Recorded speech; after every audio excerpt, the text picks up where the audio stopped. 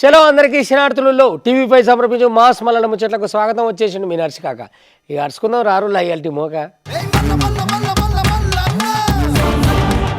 అగో కాదు ఉప ఎన్నికలు ఏమిటికి వస్తేవా కేటీఆర్ ఏమన్నా సిరిసిల్లకి వెళ్ళి ఆత్మహత్య చేసుకుంటున్నాడా ఏంది కథ బాగున్నది కదా కులగణన చేసి మొత్తం చరిత్ర సృష్టించినాం మేము కాంగ్రెస్ సర్కార్ అంటే అట్లుంటుంది గా ముచ్చట వదిలిపెట్టో ఇవన్నీ వచ్చిరాని ముచ్చట్లని ఒలవోసుకుంటా ఏం మాట్లాడుతున్నారా నాకు అర్థం కాదు ఇటు కేసీఆర్ కానీ ఇటు కేటీఆర్ కానీ కారు పార్టీ వాళ్ళకు వరుసే చక్కగా లేదు మళ్ళీ మీదికెళ్ళి మా కాంగ్రెస్ వాళ్ళని అంటున్నారు ఏమిటికా నువ్వేమైనా ఆత్మహత్య చేసుకుంటున్నావా ఎట్లా దేని మీద మాట్లాడుతున్నావు ఎందుకు మాట్లాడుతున్నావు నీకేమైనా సోయి ఉండాలి కదా ఉప ఎన్నిక వస్తుంది ఎడికలు వస్తుంది ఎట్లా వస్తుంది అంటే నువ్వు లేకపోతే ఉప ఎన్నిక వస్తుంది కానీ మరి నువ్వు ఉండగా ఉప ఎన్నిక వస్తుంది ఎందుకు వస్తుందా అని చెప్పని ముఖ్యమంత్రి రేవంత్ రెడ్డి సరిపోని అరుచుకుంటున్నాడు ఒక పది దాని మీద ఆ ముచ్చటి నా కథ ఏందో ఒకసారి అరుచుకుందాం రాదు ఏం చేసినాం ఇంతలావు 10 ఏళ్ల పాలన అంటే ఏం చేసిండ్రు మీ 10 ఏళ్ల పాలనలా ఉత్తగనే పాకులాడినరా మాది చూడుండ్రి ఎంత మంచిగున్నదో కులగణన వేసి చరిత్ర సృష్టించినాం పగడ్బందీగా సర్వే చేసి సమాచారం అందుకున్నాం ఇయాల దేశ చరిత్రలనే నిలిచిపోతుంది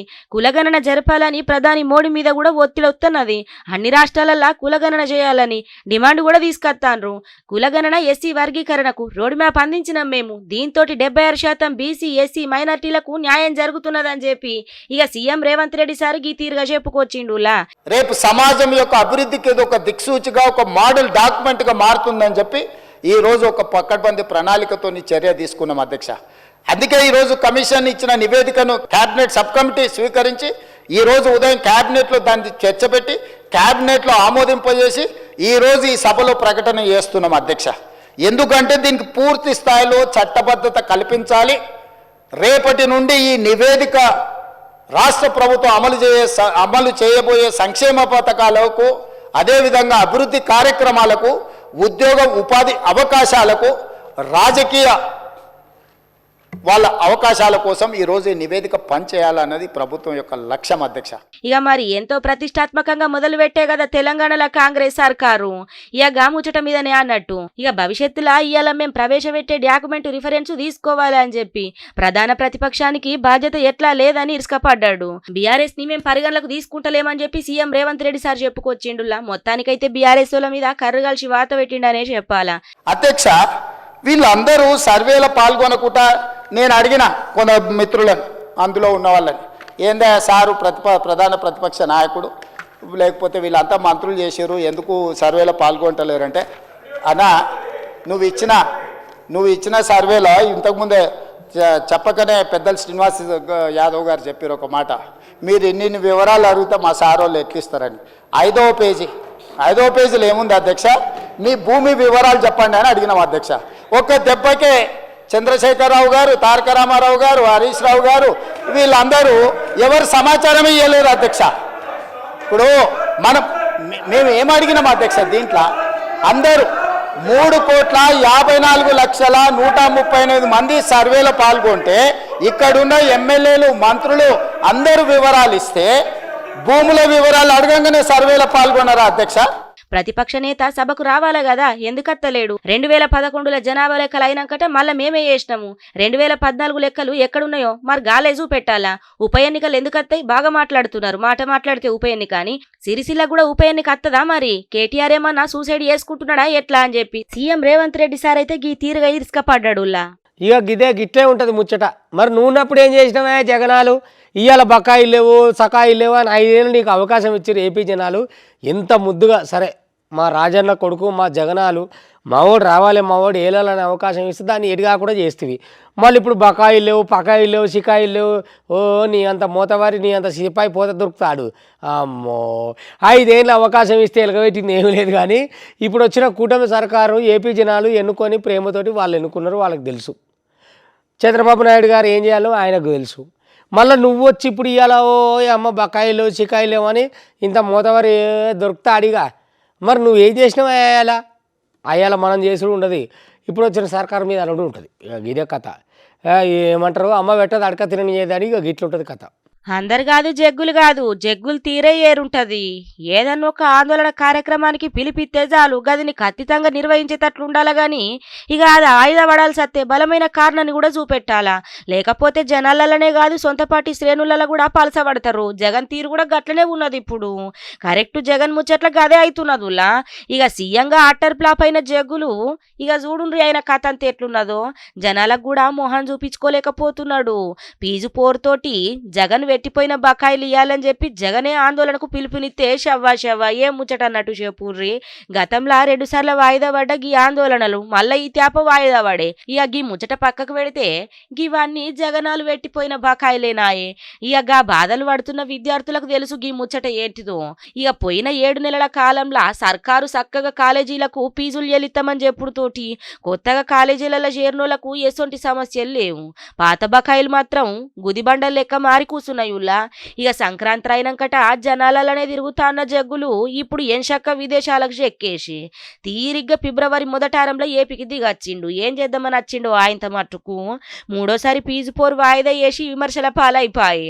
ఆయిదాకు బలమైన కారణాలు చూపలేక పాలయానం చిత్తగించే ఏమున్నది జగ్గుల్ని తోడు చెప్పు. అటు సీఎంగా అట్టర్ ఫ్లాప్ అయితేవి, ఇటు షిట్టర్ ఫ్లాప్ అయితేవి. నీ సక్కదనం సావిట్లే పోను. ఎప్పుడు చూసినా గివే లెక్కల జనాలను బాధ పెట్టుడు, ఇటు విద్యార్థులతో ఆడుకున్నాడు. అప్పుడప్పుడు మేము కూడా ఉన్నాం ప్రజాప్రతినిధులు, మేము సేవ చేస్తూనే ఉంటాం జనానికి. కానీ అనుకోని అదృష్టాలు కొన్ని దొరుకుతుంటాయి ప్రజాప్రతినిధులకు. దారిలో పోగా యాక్సిడెంట్ అవ్వడో లేకపోతే ఇంకేదైనా అవ్వడో ఇక ఆడ ఎమ్మెల్యే గారు దిగి దాన్ని ఫోటో తెప్పించుకొని సోషల్ మీడియాలో పెట్టి అగో అబ్బా మా ఎమ్మెల్యే సాబ్ ఎంత సాయం చేసిండ్రా అని అనిపించుకోవడంలో కొంత కథ ఉంటుంది. అగో అదే చేసిండు తెల్లం వెంకట్రావు భద్రాచలం ఎమ్మెల్యే. ఆయన కూడా దారిలో పోతుండగా ఓ యాక్సిడెంట్ అయింది. యాక్సిడెంట్ కాగానే వాళ్ళని ఆదుకొని అంబులెన్స్ని పిలిపించి మళ్ళీ దవాఖానకు తీసుకుపోమని చెప్పిండు. మరి ప్రజాప్రతినిధులు తొవ్వల పోతున్నప్పుడు ఇటువంటి జరిగితే ఊకుంటారా? చేయాలి కదా. చేసి దాని మీదకెళ్ళి మరి ఏం చేసిండు, ఎంత సాయం చేసిండు, ఏం సంగతి అనేది ఇదివరకేమో సినిమాలలో చూపిస్తున్నాయి ఈ సీన్లు. ఇప్పుడు అప్పుడప్పుడు బయట కూడా అయితే ఉంటాయి అన్నట్టు. మరి ఎమ్మెల్యే గారు ఎంతవరకు తన కార్లో తీసుకుపోయినా అంబులెన్స్లో తీసుకుపోయినా ఏం జరిగింది అనేది తెల్లం వెంకట్రావు గారిని ఒకసారి అరుచుకుంటే తెల్లం అవుతుంది కదా ముచ్చట. పోదాం రాదు.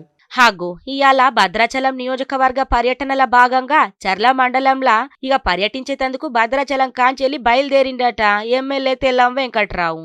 ఇక పోయేది ఓంగా షేర్ల ఊరుకాడ ఛత్తీస్గఢ్ నుంచెల్లి ఇక ఇంటోళ్ళు అందరితో అత్తున్నా ఓ బండి మీద ఎదురుంగొస్తున్న టాటా మ్యాజిక్ ఢీ కొట్టుడుతోటి ఇక టక్కరయ్యి ఆన్నే పడిపోయినరు పాపం మళ్ళా అందరూ. ఇక అందరూ గాయాల పాలైనరులా.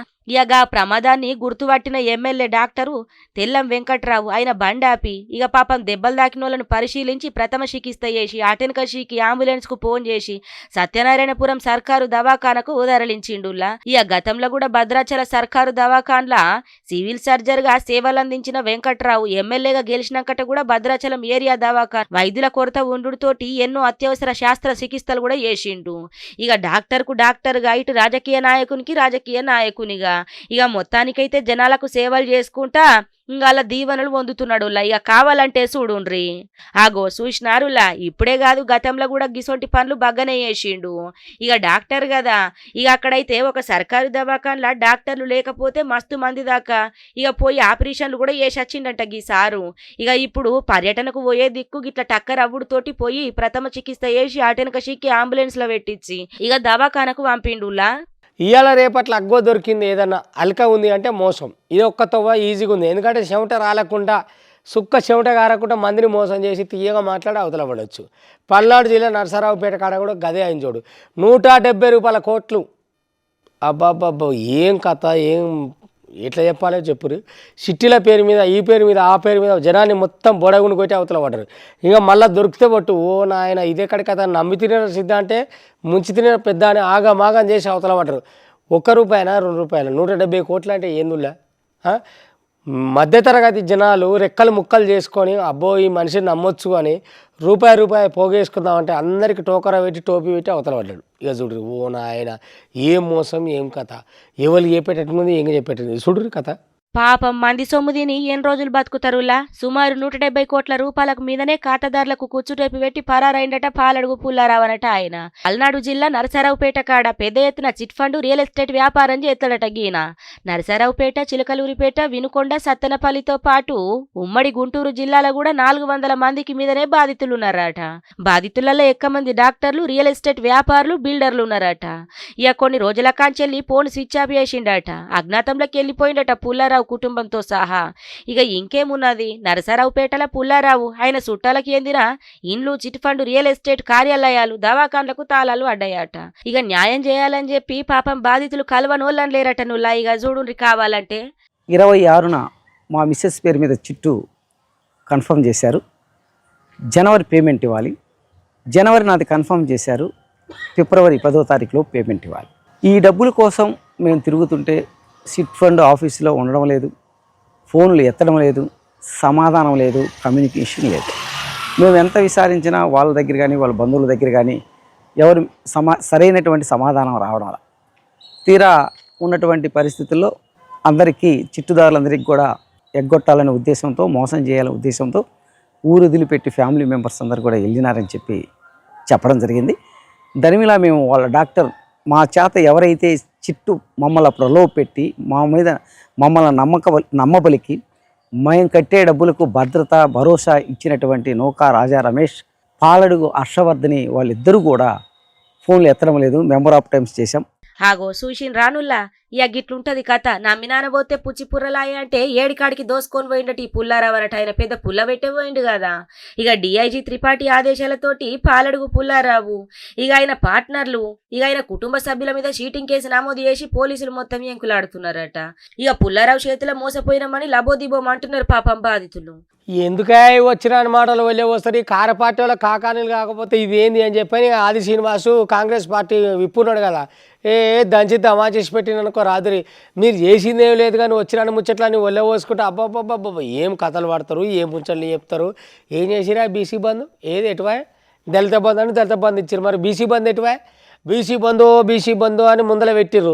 ఇక అది బంధు లేదు, ఎప్పటికో బంద్ అయిపోయింది. వచ్చింది లేదు, సచ్చింది లేదు. కానీ మీదికలో వచ్చిన ముచ్చట్లని ఒళ్ళే పోసి ఇక చెప్పలేని ముచ్చట్లని చెప్పి చెవులు కొడుతందుకు మనగాళ్ళు అయిపోయారు అనుకో రాదురి. ఇక ఇంటోళ్ళు ఉంటే ఏమున్నా అబ్బాబ్బాబ్బా ఏం కథలా, ఏదా బీసీ బంధు ఎటుపోయింది అని చెప్పని సరిపోని నడుచుకున్నాడు అనుకో రాదురి. ఇంకా మరి ఈ ముచ్చట మీదకి వెళ్ళి మరి దీని మీద కేటీఆర్ మాట్లాడతాడా, కేసీఆర్ మాట్లాడతాడా, ఎవరు మాట్లాడతారో తెలియదు. కానీ వామ్మో ఏం ఇరుచుకున్నారు, ఏం అరుచుకున్నారు, ఏం చేసిరు అని చెప్పని సరిపోని చెప్తున్నాడు అనుకో రాదురి. ఒక్కపారి చూద్దాం ఉన్నారు ఈ ముచ్చట. ఇక ఈ నడుమ ఈ కారోళ్లకు కాంగ్రెస్ వాళ్ళకైతే మొత్తానికే వడనట్టు అవుతున్నది చూడుండ్రి. మరేవలన చేతబడి చేసిండ్రా మన్నో పాడుగాను. బీఆర్ఎస్ మీద సర్కారు విప్పు ఆది శ్రీనివాస్ దాండిగా పైరైండుల్లా. బీసీల మీద బీఆర్ఎస్ వాళ్ళు ముసలి కన్నీరు గారుతున్నారు. గల మర్మం మొత్తం మాకెరికే అని దాండిగా ఇసుక పడ్డాడు. తెలంగాణలో 56% బీసీలున్నారని లెక్కదేలిందని ఇక దీని మీద అసెంబ్లీల సలహాలు సూచనలు ఇయ్యాల్సింది పోయి బీఆర్ఎస్ పార్టీ నేతలు విమర్శలు చేస్తున్నారు. గిదేమన్నా సక్కటి ముచ్చట్నేనా అని ఆది శ్రీనివాసు ఇక గీ తీర్గధ్వజం ఎత్తిండు చూడుండ్రి. 34% ఉన్న రిజర్వేషన్ను 20% తగ్గించి ఎన్నికల్లో పోయినప్పుడు మీ నోట్లు ఎటుపోయినాయని అడుగుతా ఉన్నాం. బలైన వర్గాలకు సంబంధించి అన్యాయం జరుగుతుంటే బీసీ బంధు పెట్టి ఎవరికి రూపాయి ఇయ్యని రోజు, ఎంబీసీ శాఖను కార్పొరేషన్ ఏర్పడేసి అనాపైసి ఇవ్వని రోజు ఎందుకు మీరు నోరు మెదిపలేదని చెప్పని సందర్భంగా మీకు ఈ వేదిక ద్వారా అడుగుతూ ప్రజలందరూ కూడా గందరగోళం గురి చేసేటువంటి కార్యక్రమం చేయడానికే ఈరోజు మీడియా వద్దకు వచ్చి వాళ్ళు మాట్లాడిన మాటలు. ప్రజాపాలన ఈ ప్రభుత్వం యొక్క లక్ష్యం గౌరవ ముఖ్యమంత్రి రేవంత్ రెడ్డి గారు అనేక సందర్భాలు అన్నారు. ఈనాటి అసెంబ్లీలో మీ అందరిలో కూడా మాట్లాడే అవకాశం మీ స్పీకర్ గారు కోరుతాం. మీలాగా 4 గోడల మధ్యలో నలుగురు మాట్లాడి శాసనసభను వాయిదా వేసుకునే సంస్కృతి మా కాంగ్రెస్ పార్టీ ప్రభుత్వం కాదే అంటున్నాం. మీలాగా నలుగురే మాట్లాడి ఇంకైతే ఆ నలుగురు ఒకరిద్దరితో మాట్లాడి సభను ముగించుకొని పోయిన రోజులు మీవి. ఆగో ఇన్నర్ గదనుల్లో జవడమైతే దండిగానే అవుతున్నదట. ఆళ్ళకి టీళ్లకు అన్యాయం చేసిందే బీఆర్ఎస్ అని బీసీ బంధు పెట్టి ₹1 కూడా ఇయ్యలేరని ఇక గీ తీరుగా గరమైండులా. ఇక వాళ్ళేమో మీరేం చేసిండ్రని వాళ్ళు అంటారు, మీరేం చేసిండ్రని వీళ్ళు అంటారు. పాపం నడిమిట్ల అటు ఇటుగానోళ్ళు జనాలు అవుతారు. ఏది ముందటికి పట్టుకొచ్చినా జనాలను నడిమిట్లేసి వీళ్ళ కొట్టుకొని ఇక వీళ్ళకి సొంత పంచాయతీ లేదు కానీ పాపం జనాల కోసం జవడం పెట్టుకున్నట్టు ఎత్తారన్నట్టు. ఇవ్వనట్టు ఇవాళ టీవీపై సమర్పించు మాస్ మలన ముచ్చట్లు చూస్తూనే ఉండరు. మళ్ళీ రేపు ఇదివరదాకా మీ టీవీ5. ఇగుంటా